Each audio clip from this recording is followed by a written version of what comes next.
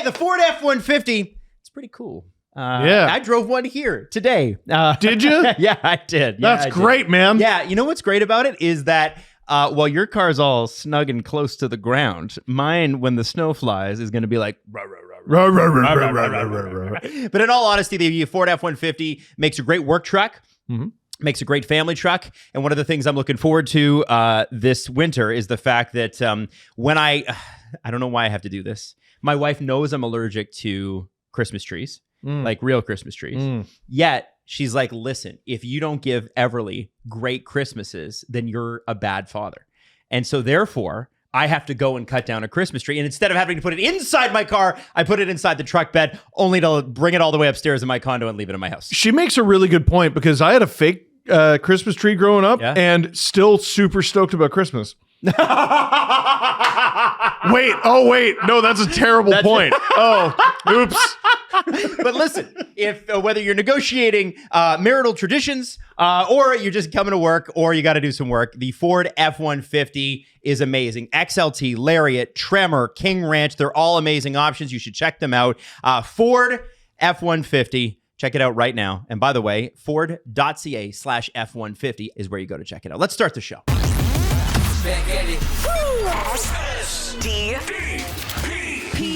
The Steve Dangle Podcast with your hosts, Steve Dangle, Adam Wilde, and Jesse Blake. Let's go! So listen, there's a lot to talk about. There's a lot to talk about. But let's start with what's really important, which is Easter Seals on Friday. Rachel's Raiders, we're still taking our last minute donations. And by the way, Steve's new bit is how many members of the team can we get to 1,000 before Adam? Maddie did beat me to 1,000. People confirmed that in my Instagram DM. Yeah, but you got there, buddy. Yeah, you defied the odds. Yeah.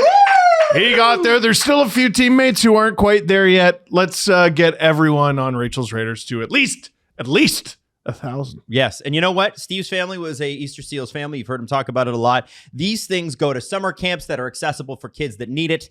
And so many other things that you could check it out. But we want to give a big shout out to Easter Seals because every single year they're a great partner for us. And you're a great partner by donating. We so appreciate it. And I want you to know that Easter Seals does too. Yeah. They do. It's none of these things are free. The other thing I should mention, and I saw this, somebody's coming up from the States to come see us at the Oshawa Generals game day, kids. No. No. Cool. What do you mean no? No, I was like, wow. Yeah. No, I don't believe you. Yeah, somebody's coming up from Michigan. They got tickets and they left a comment on one of our videos. And I was like, wow. So November what is their name? Come on. Where do they live? I didn't go that far. They said Michigan. Oh, what's their YouTube handle? What are their food allergies? I don't know. Okay. What I do know is this. All right. And I'm going to get the date correct. Sunday, November 23rd. Come and see a back-to-back clash defending Eastern champions Oshawa Generals versus the Kitchener Rangers. And an SDPN live show at Bond Street Event Center just afterwards. Remember, we're going to Bond Street. We're going to do our show after the game, which is kind of actually like we never thought about that. It was like, man, this is cool. A Sunday night. Mm-hmm. And you stay out a little late, you feel a little bad, you know? I love Bond Street. Yeah, Bond Street's cool. There, right now on the screen, Maddie, if you want to throw it up, there's a picture of us at the venue there from last year. Yeah. It's so cool. It's one of our favorite venues we've been at, to do a live show. Let me bring back the picture up. It's a nice stage. It feels like we're like an indie band doing a show. Yeah, man. You know, with the carpets there to dampen the sound. It's a lot of fun. Madeline has something to say. What does Madeline have to say? Did they get the Quiznos back? We don't know. I don't think any Quiznos is coming back anywhere anytime soon. We were worried. They lost the Bond Street Quiznos. That is a weird question, Maddie. I don't know why. No, there's lore. Let her speak. We spent 20 minutes on Quiznos last year. I get that. I Adam didn't remember. I don't think Adam didn't remember. I remember it. She's referencing her own show. Anyways, it was a year ago. I love going to this venue though. It's so much fun. It's the best. Yeah. It's the best. It's a good time. It's gonna be great. Love it. What are you looking up, Steve? I'm looking up Quiznos, and there is a Firehouse Subs. Not the same. Not the same. No, I'm not saying Firehouse isn't Firehouse could be even better. But it's just not the same. It's not Quiznos. It is quite good. Right. Now, you know what else is good? Bond Street. Where will be? I want to obviously the elephant in the room. If you're not, I'm working on it, man. That's such a bullshit thing to call your friend. If you're Mark Spector is referring to Evan Bouchard. We're not talking about I Evan forgot Bouchard about that when we mentioned this elephant in the room. Go with that like 6 times. It was getting a little weird. It was weird. We get it. It's a theme. We get it. I guarantee Don't smack the theme in the face. he was sitting there like workshopping it, going Elephant. Room Evanfant. Evanfant. Could I do Evanfant? Zouchard. Yeah, Because he's at the zoo. yeah. Oh, Evanfant Zouchard. delete. No. Oh. Doesn't work. Let's talk about this. The elephant in our room is that the Toronto Blue Jays lost in extra innings in Game 7. They were 2 outs away from beating the Los Angeles Dodgers. And, I've got some shout outs and things that I want to do. And we're going to talk about whatever. But the first thing I want to say is I want to know how Jesse got home, because the city of Toronto sent out this tweet and it said, "Reminder, we know the game is running late, but transit won't wait. The final train leaves Union Station soon, and the last TTC train is around 1:30. Check your schedules." As in, hey, you might have to get home after this game, but don't look to us. Go fuck yourself. I tweeted about that. I said this city has an untenable situation, and people were like, "Yeah, fuck Olivia Chow," and I'm like, Oh my God. and I was like, Wow. "Oh yeah, Toronto's traffic problems began with Olivia Chow."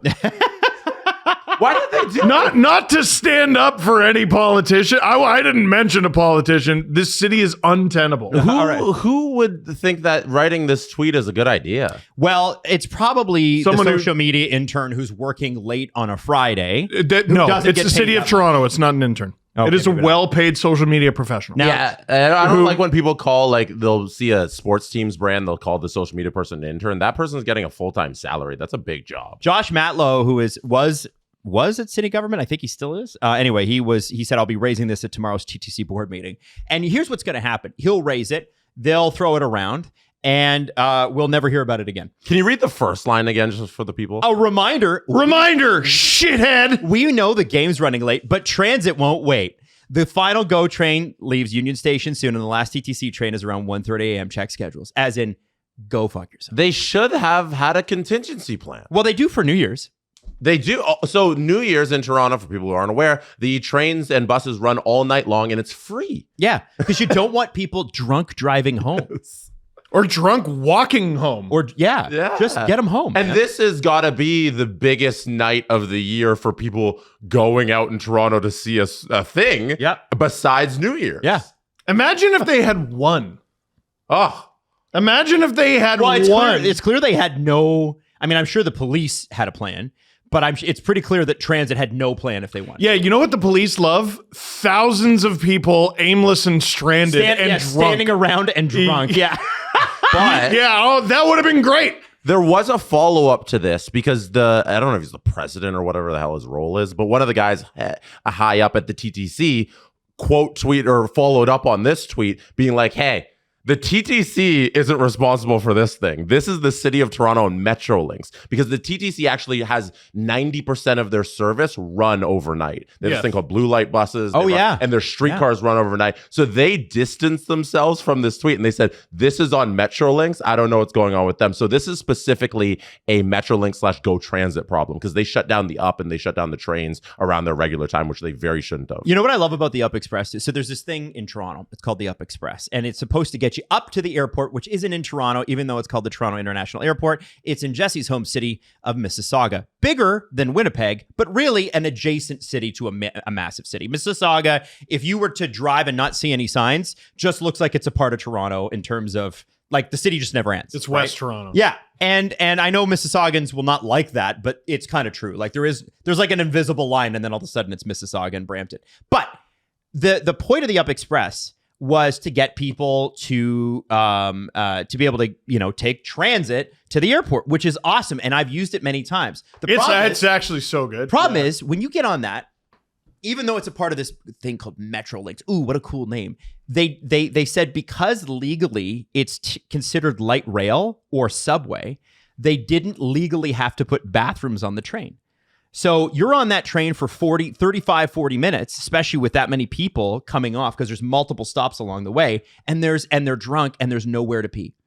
And There's no way that's still the case. that is 100% still There's the case. still no bathrooms There is on the no up? bathroom on the up. We don't legally have to put it. Okay, what about morally your garbage? You need to go to the bathroom. What about morally your subhuman? Well, they said the person for said to being me- like, we don't need to put a bathroom on the. Well, the person said to me when I asked her, there was somebody who was very nice, worked for Metrolinx when I was up on it years ago, and they were like, well, we don't put them on the subways. And I said, yes, I understand that, but the subways are roughly 2 minutes between stops. The subways also smell like piss. They also put them on their other train. Yeah, well, that's Like a the GO GO train. train. It's not light rail, though. That's heavy rail. That's crazy. Isn't that nuts?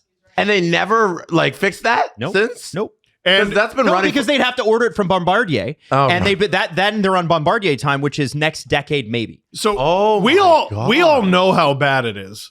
But what was funny is after this started getting tweeted about and making the rounds, a lot of people who aren't from here but are planning to come for the World Cup are like, but this is going to be better for the World Cup, right? Now, And I'm the one like, thing- oh, the one thing oh, you'll my say- sweet summer child. No, The one it thing will I not. can't say for the World Cup, and people did point this out because I said like, "Hey, we have the World Cup coming." I even tweeted that. The games are a lot more contained than a baseball game is, but regardless of that, do you think that the city would like plan for more trains?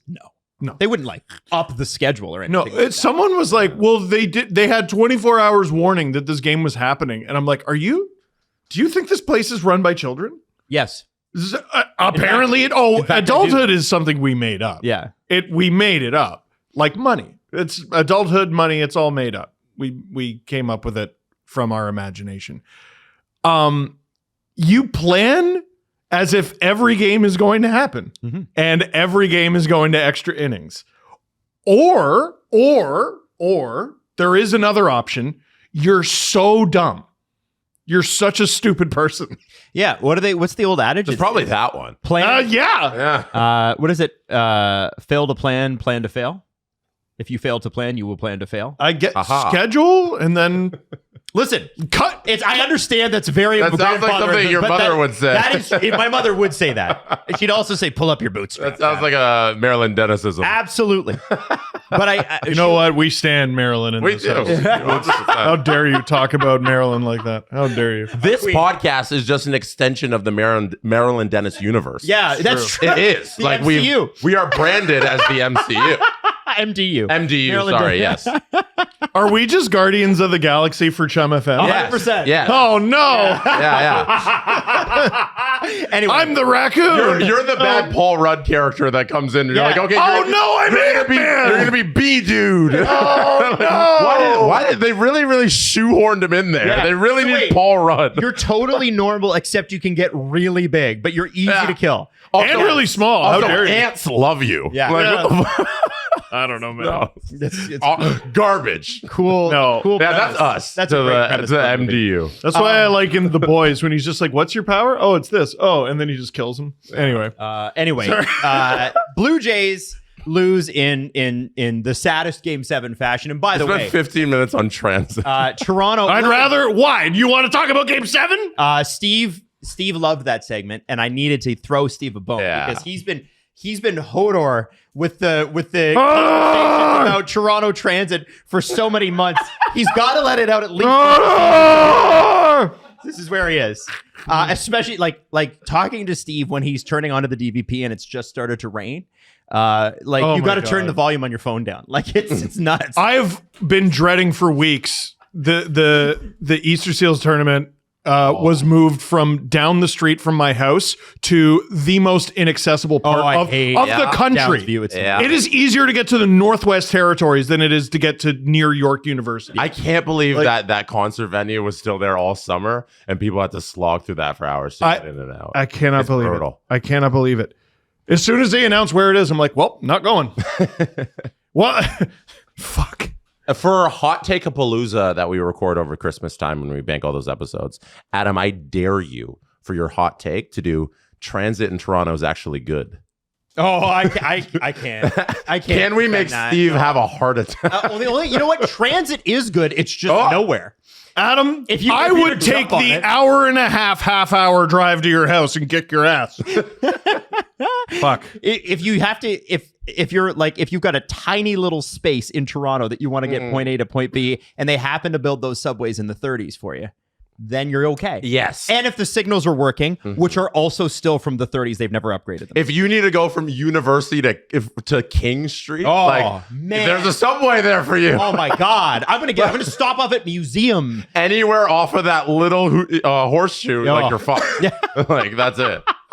All right. Now, Blue Jays lost in Game 7. It was sad. Now, listen, in Toronto, we're used to Game 7 losses. Maybe not like to that level of intensity. Like and that. certainly, I'll tell you this. I asked myself after the game, would I rather lose in Game 7 the way the Leafs do or the way the Jays do? When the Leafs go out in Game 7, most of the time, it's a titanic collapse or just an embarrassing game all the way through. Mm-hmm. I can't name a Game 7 game where they were that close, except for the one against Boston when Sammy was in net, and it was, I think, a 2-1 or a 3-2. Remember they lost in overtime, Pasternak? That was 2023? 2024? So none of those games were particularly close. Like none of those games. One of them went to overtime. Yeah. Yeah. No. But the Game 7 for the Jays had like 5 opportunities where they could have won. Yeah. 2013, Matt Fratton had a breakaway. Lupul hit a post. That's maybe the closest thing. Mm-hmm. 2019, Sammy was just horrible, and they blew it. 2018, they got murdered. Mm-hmm. They did have the lead, but they got murdered. And then, we did that one. 2019, they got murdered. COVID was, they got killed by the Blue Jackets. Killed by the Blue Montreal. Jackets. Killed by the Habs. Like, So all those heartbreaks were, you don't look at them and go like that babyish comment that is going over like a fart in a wedding. The better team didn't win, right? I understand passions are high when that happens. But Sure, it doesn't land. fine, great, I get it.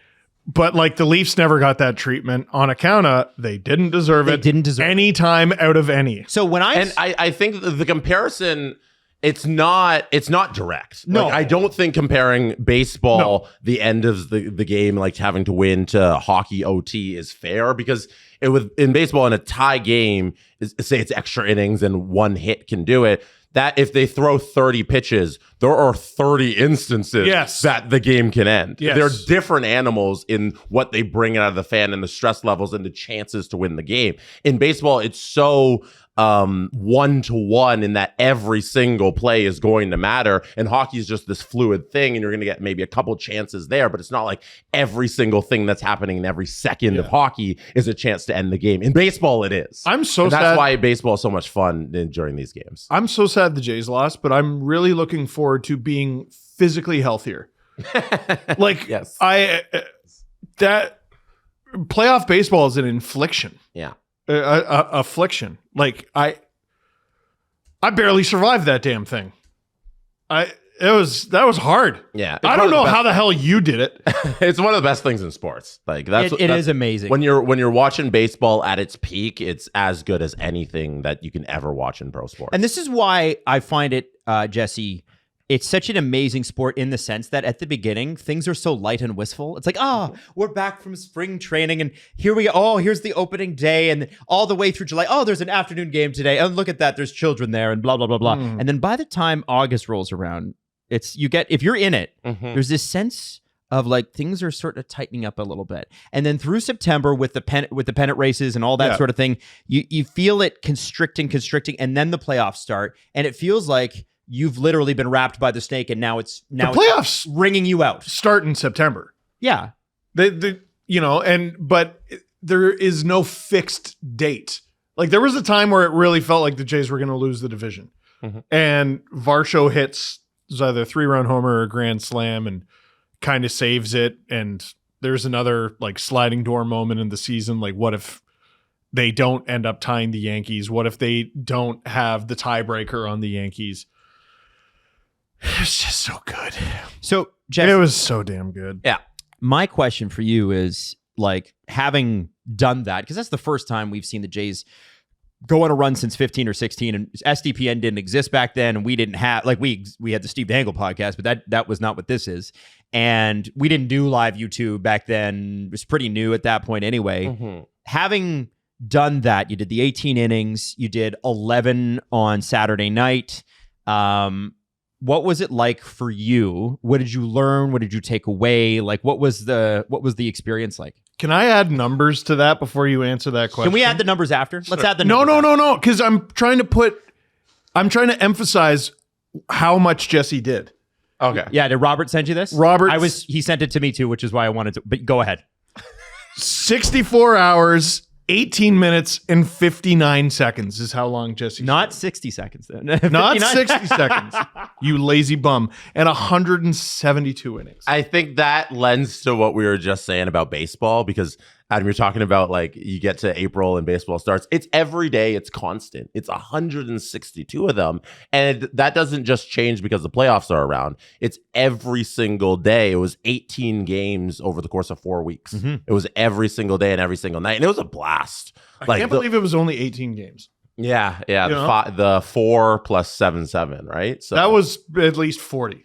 and when you're jam packing in all there, like you don't realize when you're living it with all the streams and doing every single game, you come into the flow of like, yeah, this thing doesn't stop, because that's how baseball operates. So I don't know. I had a blast. Did you? Yeah, every single stream was a great time, and like it sucks when they lose, but you're still having fun with the chat and everything. Well, the chat seemed to love what was going on. A lot of American people that had no idea who we were found you, which was great.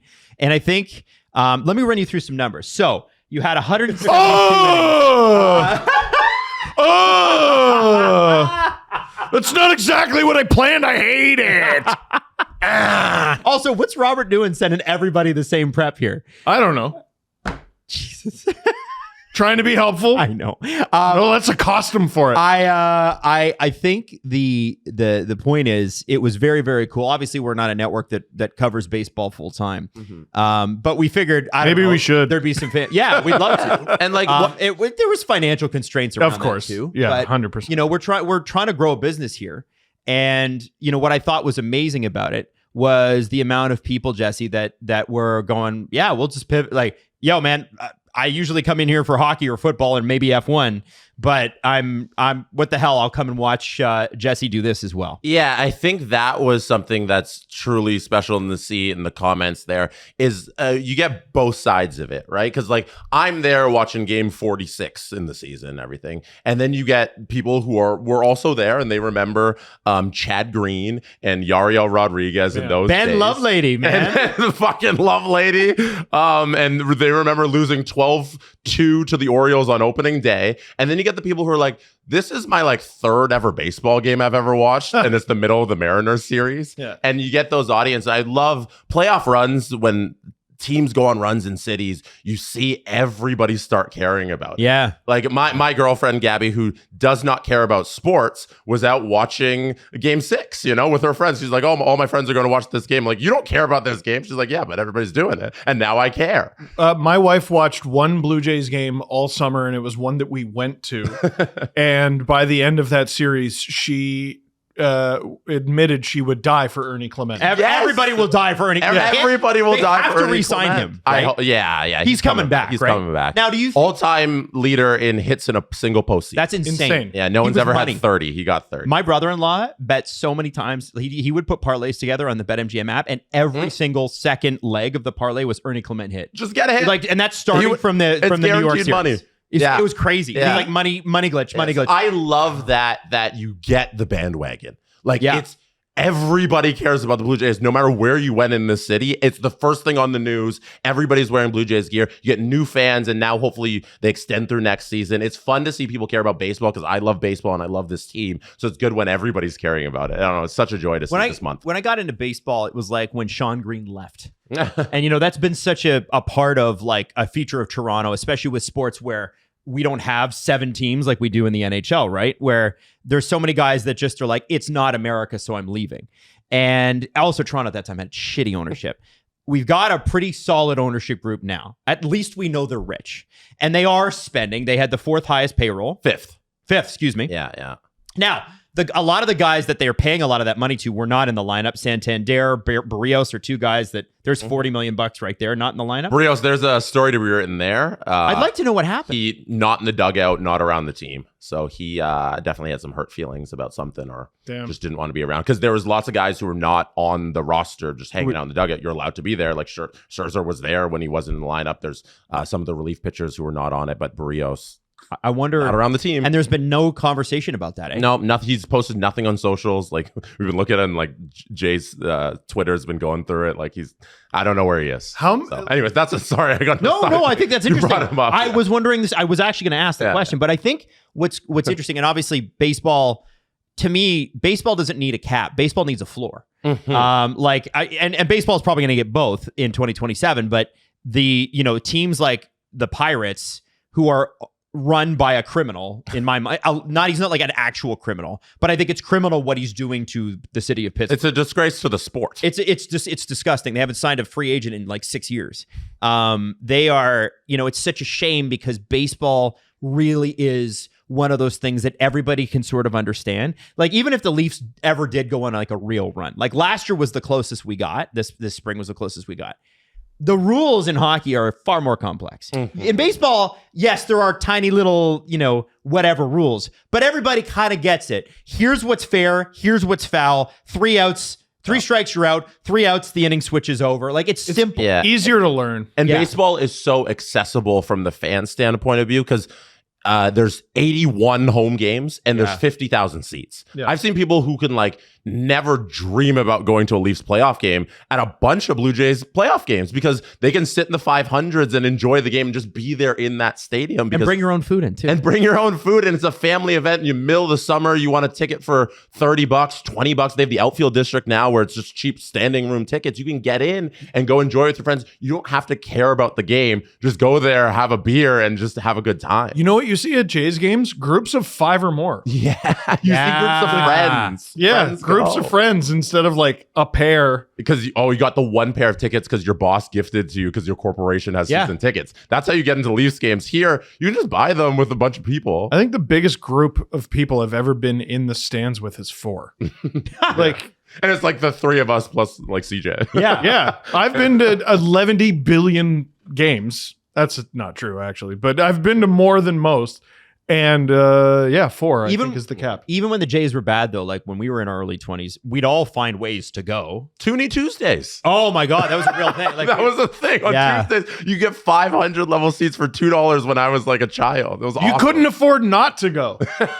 You had to go. So anyway, just to wax poetic on baseball there. Love the sport. It's a romantic sport. It is. And it's dramatic and unbelievable. And as exhausted as we all were, especially you, Jesse. And by the way, I do want to shout Justin out too. Justin was amazing Robert, all the way through. Robert was amazing. They're on every single one. It was great. I want to talk a little bit, though, about the home run balls from Rojas and Smith because they were caught by a father and son who are both Jays fans. So a father caught one. Wait, what? Yeah. Yeah. So I don't know how it's possible. It's never, but this is very baseball that this would happen. Yeah. Father and son catch both Rojas and Smith home runs that lead to the Dodgers title. They are seeking $2.5 million US for both balls. And I think combined or each? Combined. Okay. Because remember the Paul Skeens story we talked about? Yeah. Of the card. With the rookie card? Yeah. Didn't that person get $3 million? And then there was somebody else that caught a crazy home run ball and they got $3 million for that. I'm thinking if you got the World Series tying and World Series winning home run ball, and you're selling them as a package deal, you for sure are undervaluing it at 2.5. You're thinking of the Ohtani ball, the 50-50 ball. Remember from the 24 season where and we talked about that on the show or VIP or something. It sold for $4.3 million. So you're telling me that ball would be worth more than a World Series tying and World Series winning home run ball? It's the name. Is it? It's Shohei Ohtani. Okay, Steve, 4.2 million versus 2.5. Okay, say it's the name, and it's the best baseball player ever, which it is. Yeah. Okay. Mm-hmm. You're telling me you can't get 3.5? Maybe they're you know what? I'm Canadian. The exchange rate bumps it up. maybe that's what they're thinking. I think these guys, Darren Ravel tweeted this and he said, how is this even possible? Not talking about the price, but talking about how does this happen? Like, oh for the my Father God, Son. that's insane. There's how many thousands of people there? Somebody's going to pay this. Oh yeah. That, like if these make it to auction, I'd be surprised. They're getting offers right now. I think it's a bit of a bummer that they had to bring I saw one, the dad brought a fake ball to throw onto the field because he kept the real one. Yeah. So if you watch the Sportsnet broadcast, he throws the ball back onto the field. It is a fake ball that he throws, and you can see him reach into his pocket, put the ball there, and then go into his glove and get the other ball. Listen, I I kind of respect it. On the stream, I'm like screaming because I'm like, he threw back the ball. Yeah. That's crazy. And then afterwards, I realized he didn't actually throw back the ball. Yeah. I just secured like decades of salary. I'll leave this game right now. Like if you're gonna chirp me, I'll leave this game right now. I love the Blue Jays. This is a crazy moment, once in a lifetime. But also, I like the idea of not having to work again. So get that bag, sir. Yeah. Go get that bag. Yeah. No judgment. But you have to go, when you get that ball, you have to go and get that certified, right? Like Yes. there was a baseball. Authenticated. Sorry. You have to get that authenticated that night right there. So they have authenticators in Rogers. little- I don't even stickers. know where you would go. They have little stickers. No, they put they'll on come the ball. find you. Yeah. Oh. Yeah. So they have little stickers. Yeah, and little stickers from the Interesting. from the people at Major League Baseball. Wow. I imagine an official from the Dodgers would be like, I need that. Want to ask? Yeah, can we have that ball? I need that. Would you sell that to me? So Here's 10% of what it's worth, and then you tell them no. we will see what they get, but let's do the BetMGM big story because we've been talking a lot about baseball. What now? So now that the Blue Jays run is over, I guess it's the Dodgers run too. What do we look forward to? Like what am I thinking about, Jesse? Where am I focusing my frenetic energy? I think it's got to be to the next like worldwide big event, which is the Olympics, right? Yeah, I hope so. And the most important part of the Olympics, we all know. Will the arena get built? Yeah. Can we bet on that? Will Gary show up? Will Gary show up? Long track speed skating. The hockey. Oh. Interestingly, the Canadian women's and U.S. teams have the exact same odds to win. Okay. So I think that's a little interesting. I thought Canada to be slight favorites. They're not. Same fair. odds to win. On the men's side, Canada slight favorites ahead of the Americans. That's a bit surprising. They are the reigning like Four Nations champs. But I feel like the States were favored to win that tournament, and they are going to be stronger at the Olympics. They were favored to win Four Nations, I'm pretty sure, when that tournament started, and then it kind of shifted towards even once. But they got should have been favored underway. beforehand. It was a better team on paper. On paper, they are the most nuts roster in international hockey. Does Canada's goaltending scare you, Steve Dangle? Yeah. All three are off to so-so starts. Oh, dude, Sam Montembeault is bad. Montembeault straight up awful. Bad. Hey, you want to hear Jordan Binnington stats? Yeah. Jordan Binnington. Steve, how do you like this? 9 games. He's won 2. Oh. 321 goals against average and an 860 save percentage. 8-6. Oh my goodness. Oh, Maddie's even. What's Hofer? Let me I know he's. Let me go to Montembeault next. Okay. Oh. He is 6 games so far this season on the red hot first place Canadians. Yeah. Because of the other goalie. 3 wins, 3.66 goals against average, and an 839 save percentage. Okay, and what else? Who's Can the we get above 840? Aiden Let's- Hill. Who's like injured all the time. Aiden Hill's injured all the time. He's been out like twice already. I think. This is great. 5 games played on the Vegas Golden Knights, who are fucking red hot as well. Yeah. 1 win, really? 3 goals against average, and an 888 save. Who's our goalie? Like, who are we going? None What's of those his record? guys. His record is 1-0 Oh. and 2 OTLs. Oh, okay. He's been pulled in 2 games. What? He's been the goalie of record in 3 games. That's 5 crazy. games. 5 games, 5 starts, 1 win, 0 losses, 2 OTLs. Yeah, that means he's the goalie of record in only 3 of them. 3 of the 5. Yeah. Oh my God. Here's what I'm going to suggest. Stuart Skinner. Yeah. Oh! All right, Jesse. It's actually worse than it was last year. All right, here we go. Which is insane because it was the number one worry, and throughout the tournament, those worries were proven Should to be I be putting legitimate money on the U.S.? Stuart Skinner's going.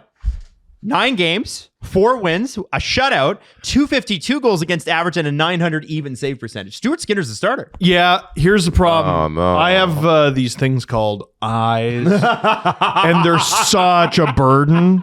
I gotta tell you, they really are across the bear. If Stuart Skinner is Canada's goalie, I might not watch. Who was the guy that could have played for Canada but couldn't get his passport situation sorted out? Joey Decord, who I believe was invited to Team USA's camp and attended. Oh, he attended? Yeah. I Well, believe. because here's the thing. Joey Decord he's 9 game played, 5 wins, 1 shutout, 270 goals against average, and a 904 save percentage. Who's next?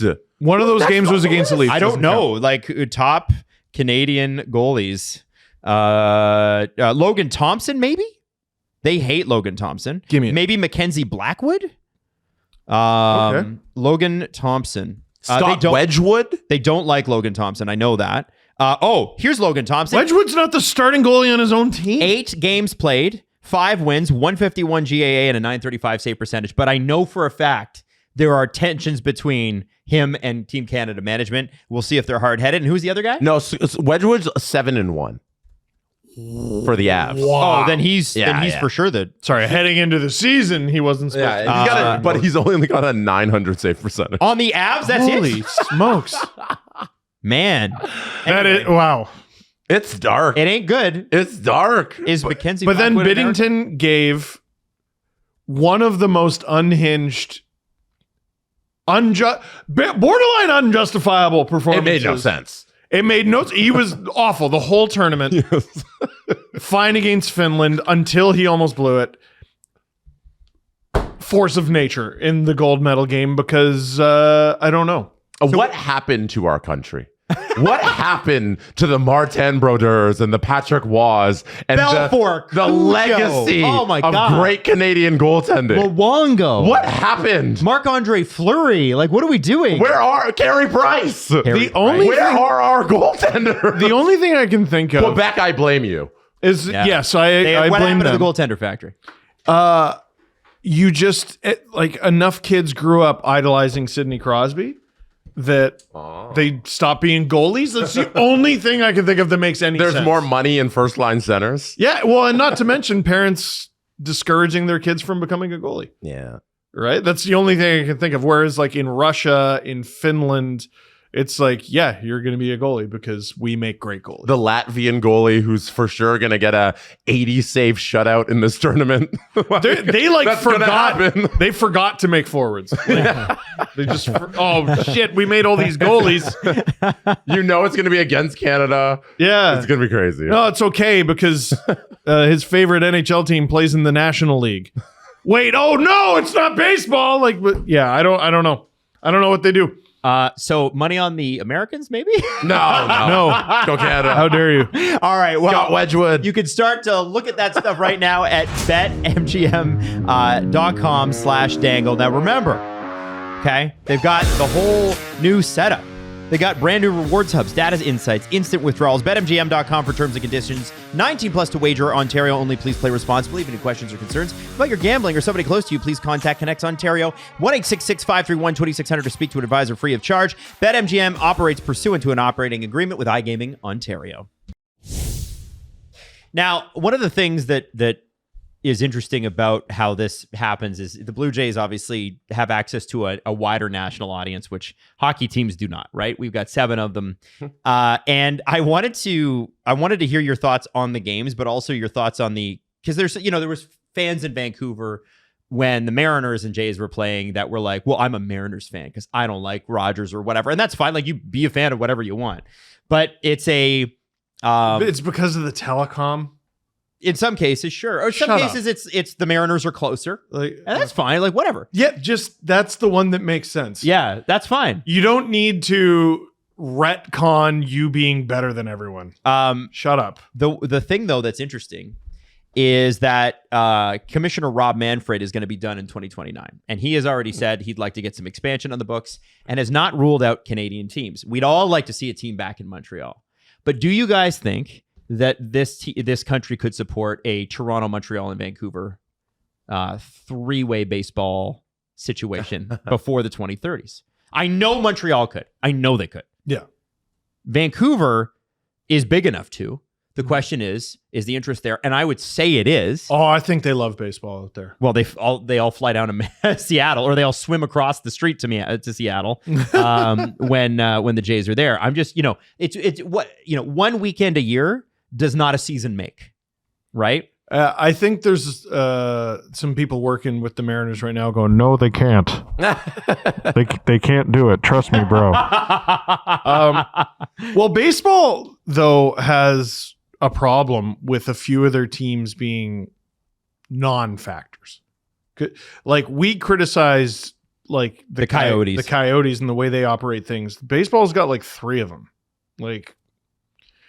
So expansion is a lovely idea, but they have several markets that are just dying. No, they died years ago, and we're just weekend at Bernie's, like, with some of these guys. And I wonder if they consider relocation. I don't know if they could stomach moving an American team to Canada. No, I think they're talking about expanding. Yeah, well, that's irresponsible. And you're not moving the Pirates. The Pirates are a legendary franchise. You can't do that. I think they're going to try to kick the owner out in that case. That is fine. That's what Rob Manfred said. We got to do something. What about a team like he says sell the damn team? What about a team like the Marlins?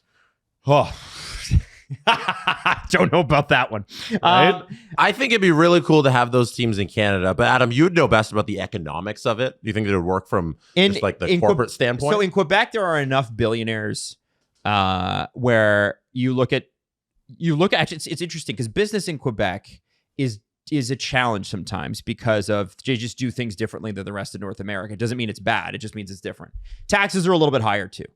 And so you obviously part of the reasons that there's a whole documentary on Netflix about why the Expos left. They're complicated, but they needed a new place to play because they were playing in something from the mid 70s from the Olympics. The Quebec government wasn't about to cough up the money for that. They also had a guy who was in charge who was a total a-hole, and nobody likes Jeffrey Loria. But I think Montreal can work for sure because we know there's history there. We know there's a desire from Expos fans to get that back. I don't see why it couldn't work. Maybe they're not one of the highest spending teams in the league, but they probably could come in somewhere in the middle. And that's good enough to get you deep into the playoffs. When you look at Vancouver, what I find interesting about Vancouver is I can't understand why they don't have an NBA team again. Forget MLB. This is a team that city in the last 20 years has grown economically enormous. And population-wise, too. It does not get enough credit, and I don't understand why, for how rich it is. And you could see that in the unaffordable housing. There's so much money there. And I think there's some great stadiums. Like BC Place would be, you could start playing baseball games there and then eventually build a stadium, right? You wouldn't want to, like where the Lions play or where the soccer I don't know enough plays. about it. I think you could for sure have that. I mean, if you have that much support for the CFL, which I guess is, granted once a week, you can have that support for a baseball. Seattle, I think, is going to get that NBA team before Vancouver. Certainly. Whatever being The Supersonics are coming back. It seems like Nashville is the easy one for Major League Baseball to go to next. I know there's 2 groups already like forming their plans for a stadium and all that stuff to try and get MLB to get over there. And then Salt Lake City as well seems like they want in on Ryan the baseball Smith gets thing. another team. Right? He might, honestly. Why not? So those would be the 2 cities that are really in contention with any of the Canadians ones for getting a team. It's a tough battle for the 31 and 32nd team. They could do 4. Montreal's like the easier sell because there's at least a proof of concept. Mm-hmm. You know what I mean? Like, hey, we had a team here before. But you need a place to play. That's the thing in Montreal. Yeah. And Canadian bureaucracy is undefeated. We love to stop progress here. This is the frustrating thing with a lot of Canadian expansion conversations across sports. Oh yeah, we got the economy, we got the people. All right, where do they play? Oh, listen, you're getting bogged down. Where the hell do they play? Yeah. Look how long it took them to get a new Saddle Dome out there in Calgary.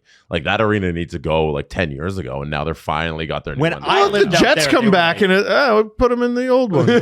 Like, just throw them there, And- you know? oh, but It's 14,000. yeah, but it's like big, right? No, it's like so small. Yeah. Actually. Yeah, but they renovated it. Oh, Maybe you renovate a little. did they renovate it bigger? Yeah. No. And like, Well- the Oilers are so lucky that they got their new arena because Rexall plays. What is Rexall it? Place, yeah. The Rogers Arena. I don't know Place? what. No, the it hell was. Place. I don't fucking. whatever the Rexall, the Rogers Arena is there. in call it Edmonton. Rogers The new one's Edmonton, dude. beautiful. Like, it's and gorgeous. it's awesome. And the old one was junk. You know. But you know what? The ownership was able to, first off, they threatened to leave back in the day when I was in Calgary, and everybody's like, yeah, okay, like that's going to happen. Second thing is that downtown Edmonton needed revitalization, and this was the perfect thing to build it around. I don't think downtown Vancouver needs revitalization. It's pretty thriving. What a Honestly. dump. Vancouver, No, Vancouver's that's good a with their hockey arena. Yeah, the baseball thing, you'd have to have some land to build that because you need like state of the art stadium. But yeah, there's so many economics that get in the way of just getting a team. You know, you need the city behind to fund the billionaires' little toy thing. I think what which the is such a billionaires need shame. to consider is how rich do you want to be? Because you could be richer. You buy this now, 10 years from now, you're going to be. That's the double thing, right? You need the billionaire to want the thing to get Yeah. it there, right? Yep. Yeah. So I'm curious about that. You know what I love about the holidays? Presents. The fact that, the presents. Yes. Especially the ones that aren't returned. Because when somebody opens a present that you've given them and it's not gone over well, they're like, oh, Thank you. thanks. Wow. That's great. That's why we think you should try Jenny Bird. Jewelry, modern, elevated, and guaranteed to actually stay out of the return pile, which is nice, isn't it? Because that's awkward and it ships fast. Here's the thing. You might be one of those. Are you guys early Xmas shoppers or are you? No. I am. You Yes. are. I got some gifts already prepared. That makes so much sense. Yeah, that actually does make a lot of sense. One I of think the both our things answers make sense. I got Gabby, and she's already been given it, so I guess it doesn't count for Christmas. But it's some earrings from Jenny Bird. There you go. Yeah. See, this is the thing. She wanted them, so she got them early. Now, the packaging for this is beautiful and thoughtful, and it ships fast. Perfect for gifting. Last minute, Steve Dangle. Oh, there you go. Yeah. You see? Now, you want to go to jenny-bird.ca. It's jenny-bird.ca. Get 20% off with your first order with Jenny Bird by visiting jenny-bird.ca and use the promo code DANGLE. How do you spell dangle? DANGLE. DANGLE. Thank you. So again, it's jenny-bird.ca. Use the promo code DANGLE at checkout. And remember, it ships fast and it looks great. The other thing I want to talk about is how did we feel? How was it received outside of Toronto? Because there were, as I mentioned, there were fans of other teams and that sort of thing. And obviously, like, people in Montreal are like, I'm not going to cheer for the Blue Jays, but I'll cheer for Vladdy. Okay, fine. That's totally cool. The thing is, though, in a lot of cases, the games were being shown on the Jumbotron, specifically in Edmonton. And Connor McDavid actually talked about it after the game. And I thought you guys would want to hear what he had to say about it. Okay. That was really, really strange. Obviously, we're all on the Jays bandwagon, and everybody's wanting them to win, and it's so disappointing, obviously. But strange to have it on during the game. Listening to the crowd was distracting for sure. I'm glad they shut it off there for the third. When you know they're showing it, not only showing it, but they're showing it with sound during the TV timeouts as well. Yeah. Because that's It was bizarre. Yeah, it was bizarre. It was bizarre. I found myself watching the Jays game, sitting on the bench. Listening to the crowd while I'm on the ice. You know what just happened. It was very strange. But you know what? Historic moment. Couldn't be more gutted for those guys. Obviously we know what that feels like. It's and for it to be the way it happened, just completely gutted for those guys. Been a fun run and been a lot of fun. They've given Canada a lot to cheer about, and they should be very, very proud of themselves. He does know what it feels like. He does. Yeah, Literally. valid. See, I think It was a service. that It's a service. and there was a lot of people commenting underneath it who were like, I'm an Oilers fan and I was there and I loved it. Because it wasn't during play. And that's all that matters. It's during TV timeouts. And Yeah. and by the way, like he's saying it's distracting. Buddy, You've been to the Stanley Cup Finals and you played in Florida. Check cleared? Yeah, I think Check cleared? You'll be okay. Calm down. Check cleared, calm down. Like If the Oilers were winning, though, Okay. I don't think that's what he says. I think it's because they need everything going their way right now because it's been a real struggle for them lately. Yeah, I paid to be here and I wanted to see it. Calm down. Fans seem to like it. So they could show reruns of Friends if the fans like it. Like they paid how much money to be there? Connor's at the microphone going, and here I am wondering what happened with Joey. Yeah, oh man. Did he go on the date or we're not? Sitting there and like, does Ross get the leather pants off or not? I need to know. Were they on a break? Like, no. You know how on TikTok they put the brain rot thing in the corner while somebody's talking on a podcast clip? What if we all consume sports that way? Where on the Jumbotron is just like Super Mario playing. Someone playing a jumpy video game through the jungle. It's just on the Jumbotron at all times while you're trying to watch the hockey game. Yeah. That's what it feels like. Yeah, I don't know. I think I thought That's what play-by-play turns into. Connor McDavid has the puck, and then he hands it to Leon Draisaitl, and they got that weird staccato robotic voice. it's That They we did all end up watched winning that movies game, with. so The Oilers? It didn't affect them too much. Then what They the beat the Blackhawks 3-2 in overtime. This is where hockey sometimes gets like, okay, you're a little bit like, it's just a sort of a fart attitude. Like, come on, guys. oh yeah, it you is think a- that was a fart attitude? I thought at the end he was great, but he was like when he was talking about, hey, we've been there, we know what it's like, we're on the bandwagon. Yes, like, of course. yeah, like I thought that was handled beautifully. But Yes. him going, well, it's bizarre. It's just bizarre. I'm like, buddy. No, it is not. Now, No, it is not. It is the biggest sporting event in the country right now. But I think Bigger than yours, actually. I think for him to be playing a professional hockey league game and having another game on the Jumbotron is a little bizarre during action, and then during TV timeouts, them turning up the sound. That is bizarre. It is. It's a unique situation. And if there's a Raptors game scheduled during the gold medal hockey game, I would expect there to be updates like between quarters. That's fair. It's the biggest event. But okay, you expect them to be updates between quarters. Do you expect them to show the game live on the Jumbotron? Live is that what was happening? So during play, they had the Blue Jays game up on the Jumbotron. Oh, he made it sound like it was just between play. No, between play, they would turn up the sound on the picture that was on the Jumbotron. Yeah. Oh, so it was. That's So a it was little like bizarre. during- That like is a during little play, bizarre. The game was on? During play, the game was on the Jumbotron. Okay, that is weird. I thought it was just TV timeouts. TV timeouts. They turn up the volume. So so that's how they were doing it at Rexall. We know that Rogers for sure? Place. That's what he says. No, I thought he just said during TV timeouts. No, here I'll play it There's for you again. no way they showed the game live No way. during Jesse, play. there's Oh no my way. goodness, guys! Because that I might agree. Mark is Spector bizarre. would lose his Hold mind. on. Let's listen to Connor McDavid. A Toronto sporting That was event really, during an really Edmonton strange. sporting event. He'd bomb Obviously, us. we're all on the Jays bandwagon, and everybody's wanting them to win, and it's so disappointing, obviously. But strange to have it on during the game. Listening to the crowd was distracting for sure. I'm glad they shut it off there for the third. When they're showing it, not only showing it, but they're showing it with sound during the TV timeouts as well. Yeah. Because that's It was bizarre. Yeah, it was bizarre. It was bizarre. I found myself watching the Jays game, sitting on the bench. Listening to the crowd while I'm on the ice. What just happened? So they're playing it like the Oilers are playing. are. And the are. crowd is cheering and stuff because the Jays game is on the Jumbotron. And then during the TV timeouts, the sound comes up and they still are playing the game. And you're right. I'm looking at video right now Yeah, from so a fan. I saw those videos too. You guys did not listen to Connor McDavid talk. No, when he said during the TV game, I timeout. didn't The think he reporter meant said during no, TV play. timeout. During the game doesn't mean during play. Okay, Yeah. and so they did that for the first two periods, and then during the third, they got rid of that. Yeah. But during the first two periods on the Jumbotron, while they're playing hockey on the ice, the game is showing. Now I agree with him. I have to say I agree. Nah, with that. I don't like that either. I was like, you guys, this is I a agree with little bizarre. No, I agree. I thought it was updates when hockey wasn't being played, and I'm like, calm down. No. Yeah. Oh, thought that's I what it did was. not. Okay.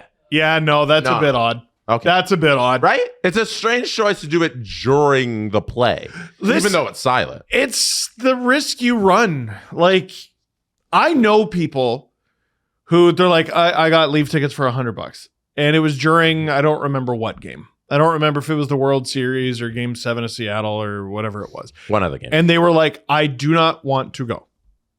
I am not looking forward to this. I have the ticket, but it was so cheap. And like, I don't know. I guess we haven't been faced with a deep Jays run in a long time.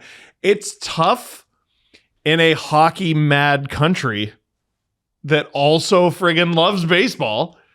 Like we haven't been faced with this conundrum in 32 years. Playing, like, think of how much technology has evolved over the last 3+ decades. This wasn't an issue. Yeah. Unless someone brought a portable radio into the stadium, which I imagine they wouldn't have been allowed. And now every single person in attendance has one in their pocket. Yeah. Where they can TV. watch it. Yeah. Right? Yeah. Showing it live throughout play. It's a choice. That is odd. That's a weird choice. I thought it was just during the breaks, and yeah, you're being a baby. While I'm playing, The crowd's cheering for something the crowd else. should be cheering for the Oilers. Yeah. And you know what? Yeah. You want to watch it on your phone, you go ahead. Yeah. Like you want to go put on the Sportsnet app, which crashed in the World Series multiple times. Absolutely, you can do that. But I don't think playing it during the game is. Yeah, I get him. No. Okay, we get it. We agree with Connor McDavid. Let's move on to the next thing. Yes. Let's move on to the next thing now. No, I want to say what I said again. Jesse, I sent you something. Okay. Now this is something we're allowed to play. Okay, just don't play the music. Great. But during last week's VIP, I got awfully heated over something. Can you remember what it was, Steve? While Jesse pulls this up. Jesse got heated in defense of Orlando Bloom. Nope. I do remember Not that. What did you get heated about? There was the AI robot that we talked about. What did you get pissed about? I got pissed about Harry and Meghan. Oh, yes, you did. Cheering for the Dodgers. Harry and Meghan, who are both members of the royal family of Canada, okay? Of Canada, yes. Are cheering for the Dodgers in this World Series. Now, these two, when it comes to PR, are like me and a grade 11 math test. They are an instant fail. They don't know. They don't know how to do it. They seemingly hire the worst PR people ever. They're like, oh, you're a human being. I don't know how to relate to you. And Harry wearing a Los Angeles Dodgers cap, and Meghan, who lived here for 10 years and shot suits here. Fine, you're a Dodgers fan, whatever. You married into the family, who is the royal family at the head of the government of Canada. No. For them not to be cheering for the Jays, and I'm not some like royalist. No. But you can go fuck yourself. But this is rebellion, Adam. They're rebelling. That's a problem for me. They're rebelling. Then they post this video, and I need you guys to see this because this is them watching in their private at-home theater because they're just like you and me. And they and Harry's sitting on the couch, and they obviously win it, and it's a 20-second video. So let's have and I'm going to describe this for anybody that's watching. Harry is sitting on a chair. Okay. It looks awfully comfortable. Go ahead and press play, Jesse. So here we go. It's Harry sitting on the chair. And this is Meghan coming around and cheering and yay. And she's giving him a big kiss. And there's somebody else there. And they're jumping up and down. This is definitely not staged or anything like that. But that's it. And it just replays, yeah. That's the whole video. Now, I want everybody to be reminded of the fact can't stand this shit. Third in the line for king of this country. Third. Okay? She is married to him. They both dropped their royal titles, but still call themselves Sussex for some fucking reason. Even though they're not royals as in a traditional fact anymore, they still have titles. More like and sucks. Rooting against the one Canadian team out there. Respectfully, these guys fucking suck, and they've always sucked. But and then they put out a stage video like that. I just have to say it. You know what I need to see? You guys, listen, you guys. Meghan used to rep the Blue Jays all the time. They met here. They started dating here. He's a prince here. You guys don't ever have to come back. You never have to come back. We're okay without you. Does it matter that she was born and raised in Los Angeles? Don't care. Like, do the Invictus Games mean nothing to you, Adam? They actually, the Invictus games mean a lot. I just think he's a bad representative of them. What if he doesn't care about baseball? Because I don't think he does. He does not give a flying fuck. Yeah, but he should care about the country he represents, though. I don't. He doesn't think it he matters. represents. He them. was born into the family. Yeah, and he doesn't give a shit. Yeah. Yeah, well, I don't give a shit about him. Don't come back. Don't. He come didn't back. post this Don't video. do interviews He here. didn't. Don't be a part of it. No, get out. Bye. I don't think he's a Screw these baseball guys. fan. Guys, I'm still right though. You don't About have to what? not care, but I'm actually right here. About what? About the fact that somebody whose responsibility to a royal family, you want to walk around with those titles, and you want to pretend, you want to masquerade as a royal, and you want to make money, make what, 20 million from Spotify to do 20 episodes of a fucking podcast, 100 million from Netflix for 2 seasons of a show that nobody watched. Why'd you get those deals? Is it because you're outrageously talented? No, it's because you're part of the royal family, and you walk around talking about I'm royal, actually we're royal. Megan, that clip about Megan, actually my name's Megan Sussex. No, it's not Megan. It's Megan Windsor. It's Megan Windsor is your last name. And I've had enough of this bullshit where it's like, oh, it's not a big deal because they don't matter. Dude, if you're going to use the titles, then it matters. Then it matters. Can I I get mad at this shit, man. It gets me so mad. can I offer something to you? Yeah, sure. I learned all those things from Adam Wilde. I didn't know any. And I'm of not that even a shit. royalist and I know that shit, but I know entertainment. There are a number of people listening to this right now. They all learned that stuff for the first time, completely against their will. $150 million probably that they've made. 120 we know they've made in US dollars to produce next to nothing in content.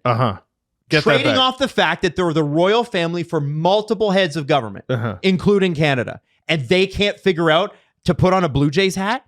Are you fucking crazy? Yeah, but she's from LA. I don't know. I don't know.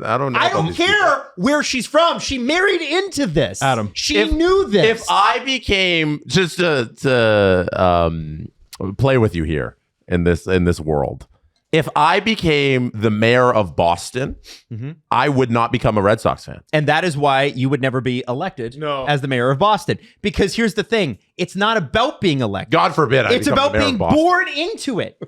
They were born into it. You could be Cuomo and be like, I don't know, I like all teams. And also I'm a perv and I expect everyone to forget about that so I can get elected. Anyway. I love when Steve just brings up things unprompted. Well, I don't know.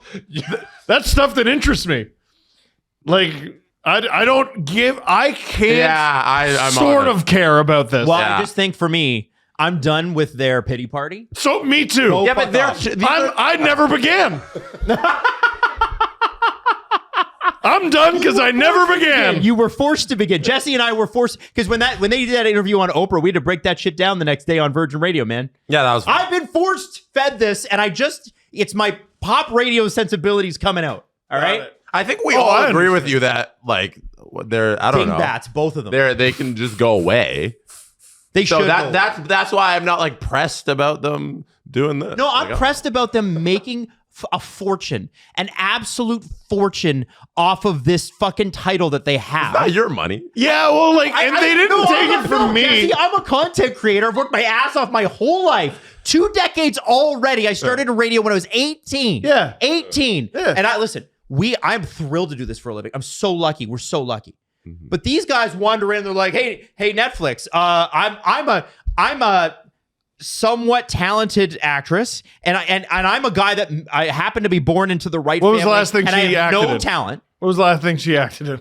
Yeah, but then they take that and they use that and they extract. I think the last thing she acted in was this Instagram video. I don't think she gives a shit about the Dodgers. Okay, fair enough.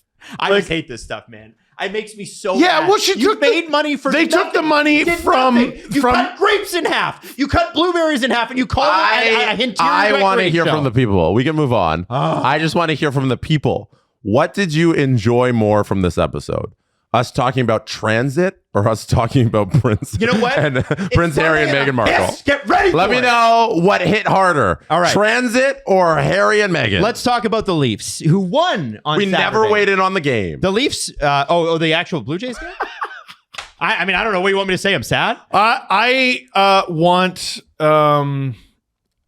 IKF's slide mitt in the Baseball Hall of Fame so we can all see that there is not a speck of dirt on it. It hurts my heart.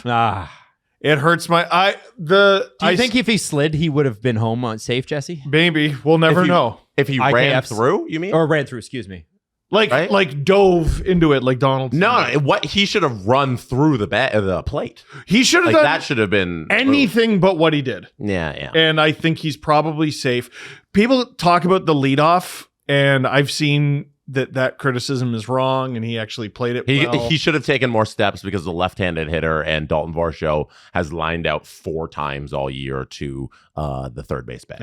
The percentages of him lining out to third base bag, the leadoff criticism, I think, is a little ridiculous. He could have taken a couple more steps, and a couple more steps wins you the World Series. I think he could have just won the race. But there's a million moments in that game where if one thing goes a different way, they win the World Series, and that's how you get to the heart. The killer for me is like you can look at a base running mistake, or he just didn't hit it far enough, or he didn't hit it to the right spot, and you can look at that, and I think that is easier to swallow. People are forgetting or losing sight of the fact that it ended on a double play from a broken bat. That bat doesn't break. Who on earth knows? Yeah, but he drives in a run. He's out, but you still have another chance. You're doing the thing, though. You're naming one incident, but I can name 1,000 from that game that if they just go that other way, they win the game. Yeah. So I did a video on my channel breaking down the game on Sunday after I could stomach doing it. And I talked for 2 hours and I was able to cut it down to 45 minutes. Are you serious? Yeah, because I did everything in the game. And it's everything. I walked through every little thing that happened. You realize there's a million moments that just happen to go one way. And that's how you get to these improbable comebacks or these improbable losses. And it's just, that's how sports works sometimes. And it's just so unfortunate. And I only did game 7. If you want to go back to game 6 on Friday night, you want to do the Barger hit and him getting doubled off at second there, you can do that. You want to go to the 18 inning game, there's a million moments there. And unfortunately, that's just the reality of sports. But I think it was a great season for the Jays. There's a ton of hurt feelings and just regret. But I have to say, Yoshinobu Yamamoto, that is one of the most impressive athletic performances I've ever seen. He's amazing. He's amazing. To pitch, I think it was 140 pitches in a 24-hour span. And just, dude, all of us were so angry to see him come out of the bullpen. You think in your mind, watching baseball for 30 years or whatever it is, after a pitcher does that one day, his arm's just noodle. He could never pitch again the next day. Right. And then you see somebody just come out and not miss a step from where they left off the last game. 40 or 50 pitches. I think that's a great way to put it. It's in the context of what he's doing there. It's up there with any athletic performance that you're seeing. It's ever seen. It's McDavid scoring 8 goals in a game. You know, it's Tom Brady leading 28-3 comeback against Atlanta in the Super Bowl. Yes, what Yamamoto did there was otherworldly. But it's like if McDavid played 45 minutes in a on the first half of a back-to-back, and then the next night played 30. Yeah. And was the best player on the ice the whole time. We rejoiced when they pulled him from game 6. The whole fan base was like, they pulled him early. Amazing. Here comes the World Series. And you can see, you can read the headline in your head the next day about how the Dodgers could have forced game 7 if they didn't pull him early. Right? Which we've seen how many times storylines with pitchers in recent memory. And I was like, and now it's our turn to benefit from that. They weren't able to do it. And I cannot, it's one of the most, I called him an MFer so many times just screaming at the TV because I couldn't be he's cheating or whatever. It was just, you son of a bastard. I cannot believe we're having to stare you down. You're what stands between us and a World Series title. And damn it for us. Please go away. I just kept screaming, go away at the TV. Yeah. And that loss is going to be one of the most devastating losses, no matter how history looks back on it, what the Jays were in position, 2 outs left to win the World Series. It's insane. But overall, I think it was a really great season for the Jays and a really great run. I love that team. And that's not going to, the loss is going to cloud my judgment of how great I think the 2025 Blue Jays did. It just sucks that it had to end that way. It does. Because I feel like they deserve to be immortalized in that championship. It just didn't go their way. Now, my question to you is really, they got a lot of free agents. Ernie Clement's going to be a free agent. He seems like a guy they could bring back affordably, right? Mm-hmm. But this management group has been notorious for being, weirdly strange about things like, big negotiations like Vlad Guerrero Jr., right? That deal almost didn't happen. Like Vladdy could be a free agent like right now, right? Bo Bichette is. Oh, you mean a Dodger? Yeah, Bo Bichette is. And this is a guy who said, I want to stay here, although there were rumors last year that he didn't. Yeah. Is he coming back? Can they get him back? I think if I'm looking at the situation, I'm begging Rogers to put some of the money you just made this last month. We saw all the Rogers commercials run all the time. You own the team. You own the app that proud crashes. owner of the 2025 Jays. Throw it back into this team. Back up the truck for Bo. Give him what he deserves. What he's doing on one knee, hitting. I think he finished 340 or something, hitting on one knee in this series. Unbelievable. He deserves to come back. This whole squad deserves another shot at this. For the way it ended, for what they did here, give them a shot, bring them all back. What can you do to improve on this team? Or do you even worry about It's a full season of Shane Bieber. Like, that'll be awesome for, if you can, for the pitching staff. He's got player a option. So we're going to opt out. So you need to bring him back too. There's another Bringstruck there. Like IKF's a free agent. Ernie's Barrios maybe isn't back then if he's not. Barrios, I don't know. Bassett, we'll have him there. Hopefully, So I think the way you improve is just improving the bullpen. Like our biggest fear was in the end. Full season of Savage too. Yeah. Trey's going to be in that starting rotation 100%. But our biggest fears was that the bullpen would let us down. And with 2 outs left in the World Series, the bullpen let us down and Jeff Hoffman giving up that home run. That has got to be shut down. Number 9 batter, bro. You got to make sure that you don't get into a position again where the bullpen is letting you down. I'll let a million other things be the reason that they lose the game, but you can't come into next year with a shaky bullpen. So that's the number one thing. Okay. Because the offense is figured out clearly. Yeah. Greatest offense, most runs ever by a major league team during a postseason run. They set the record 104. No team's ever had 104 runs in a postseason run. They lost. Kill me. It kills me. Anyways. You know what I love about razors? Shaving. Those kinds of razors. Yeah. Not a lot. They're really expensive. And they dull. Adam hates them. Yeah, they really expensive, and they dull super quickly. Like they're so expensive, they've got them behind like the security things in the aisle. You know what I mean? Hate it. Those beeping things. Yeah. So here's the thing: when you gotta go sheepishly go up to like a person who works at the drugstore, you're like, "Can I get this from the locked cabinet?" Yeah, and so it's right frustrating. next to the cigarettes. Like, hi, I'd like something from your store. Yeah. So here's the deal. Harry's Plus. Harry's just launched their brand new razor called Harry's Plus. They spent 10 years developing their most advanced razor yet. And yes, it was an entire decade. It's their biggest launch in company history. And what makes it an upgrade is advanced pivoting systems. So you can reach all the corners of your face even easier. There's nothing worse than like missing the side of your mouth or just underneath your nose or whatever. Weighted metal handles, one of the heaviest handles yet. So you feel like it's substantial. And you are going to get barbershop quality shaves with German engineered blades. Each blade is honed at 3 different angles to cut hair cleanly at the root without tugging, which is the worst feeling ever. It's actually awful. It sucks. Yeah. So here's the deal. For a limited time, our listeners, that's right, listeners of the SDP can get Harry's Plus trial set for $10 at harrys.com. This set includes an all-new Harry's Plus razor, 1 refined 5-blade cartridge, a 2-ounce framing shave gel, and, foaming shave gel. That makes more sense. And travel cover to protect your blades on the go. To harrys.com to claim this offer. After you purchase, they'll ask you where you heard about them, and if you don't mind, please tell them that you heard it on the Steve Dangle Podcast. Okay? That'd be great. Thank you. Hey, okay, I've done such a good job blocking this out and not processing this at all. So thank you, boys. We do have to talk some hockey here. The Leafs win on Saturday, but lose Chris Tanev. They played a legitimately very good game. Yeah. So let me get through the headline parts of this, and you guys can tell me what you want. So lose Tanev. He had to stay overnight in a Philadelphia hospital. I think I looked at the Michkov play and looked at that guys and said, I don't think Michkov's trying to injure him there. I think that's a guy that came back too early. It's irresponsible. It was an irresponsible play, but like that's the sort of collision that happens in hockey by accident so often.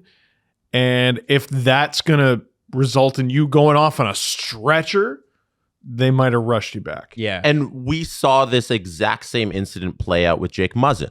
He had a concussion in January of 2022. He missed 7 games with that concussion and then came back 11 days later, and he got a simple bump to the head and then was out. How long was he out after that? He missed 20 games after that. Yeah. So if Chris Tanev isn't back till Christmas, I'm fine with that. Just stay off until you're fully healthy. Adam, you sat with Chris Nowinski with Alan Walsh. This is the thing we fear about most in pro sports, especially in the NFL, but hockey, it applies to it too. The repeated blows to the head. And when you have a concussion and then you get the next one and then you get hit in the head again, these are the ones that really affect your just way of living life. Yes. CTE is not something you can see until somebody's passed away. It's hidden in the brain. So for Chris Tanev here to go down that easily on a very simple hit, this wasn't something dirty by Michkov.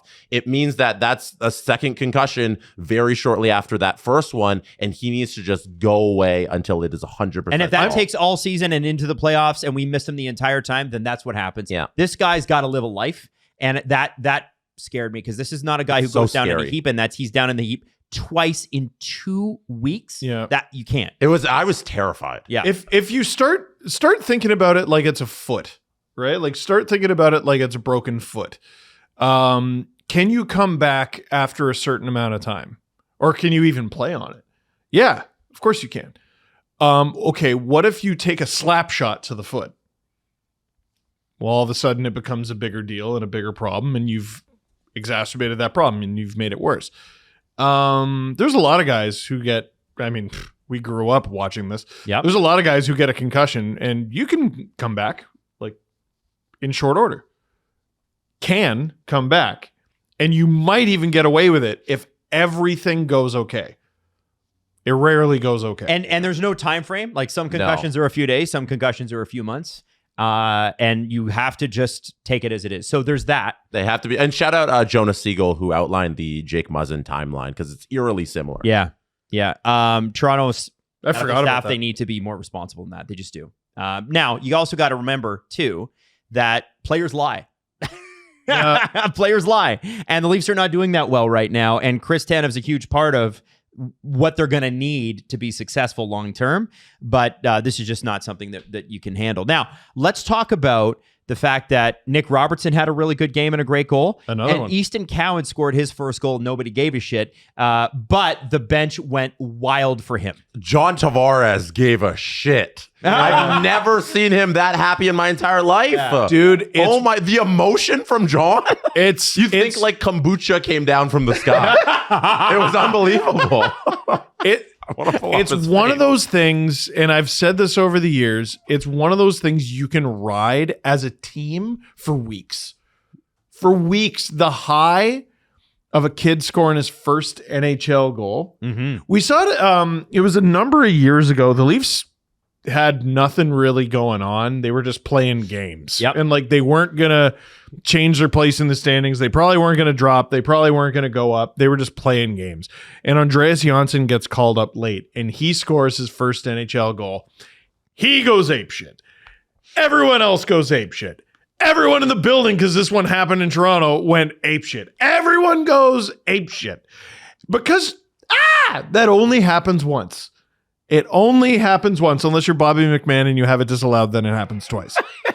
It only happens once. And like, look at this. This is as authentically happy as anyone's ever been on I don't team. know who that man is. No. That's not John Tavares. That mouth is way too open and that person is way too excited. He scored a series-winning goal in overtime and didn't look that happy. And he went home and he's like, oh, that was a good day. And look at Easton Cowan. Can I just say that celebration is downright cute. Yeah. That's adorable. The only one I can remember that was better was when Dermott scored his first goal and his eyes almost fell out of his head. He lost his mind. That was crazy. And you know what? Yeah. What's interesting here too is the coach loves this player. Yeah. And usually rookies take a while to just warm up to a team, especially a team that's been together for years. The players seem to love this guy.